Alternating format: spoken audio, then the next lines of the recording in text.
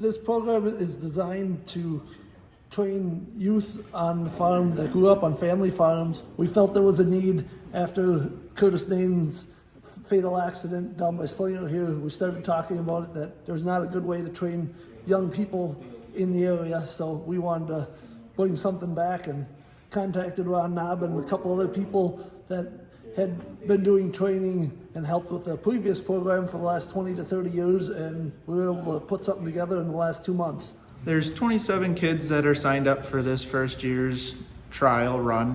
Hopefully in years in the future, maybe it can be more. Just we want to start small and make sure we turned out a good quality safety program. As stated before, this all got restarted by the accident in Slinger with, actually ended up being with the PTO, where the machine wasn't shut off and they were working on it. So very important for the kids to know.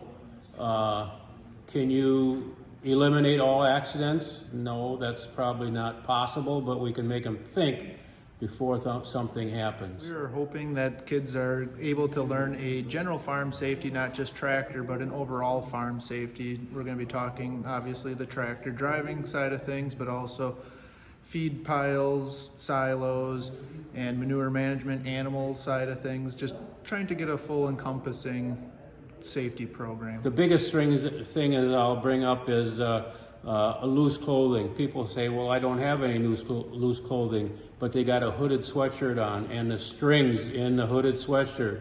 Most farmers, if they're related to the accidents that happen, they will cut the knot off and pull that string out, because when you're leaning down by the PTO shaft, that can get entangled real quick. Within 3 minutes, you can be around that PTO shaft 7, 8, 10 times, and it'll strip all your clothing off. It's unbelievable what happens. It'll strip all your clothing off right out of your shoes and everything. Really big stuff like combining corn, make sure the auger's on before I start climbing up the grain bin, or like in the grain bin, cleaning out, make sure I'm safely from the sweep, and it's gonna take a little getting used to, but it's the safer way to do stuff, so rather be safe than in the hospital. Well, I think one of the things to learn that the younger kids are going to take away from it is to, get a realization that, 1 in 4 people are going to have an accident or an injury in some point in their career, and we want to be always mentioning safety about it, and knowing the dangers instead of just not knowing what you don't know. I'm learning a lot about like tractors and how to be safe while you're on the farm, since there's lots of hazards and dangerous stuff that can happen. Mainly about silos and stuff, and the toxic gases and stuff, because my dad and my uncle go in the silos a lot to fix them, and it has had some impacts on our lives, because one time my dad got stuck for a little bit or something, or my uncle, and just scary.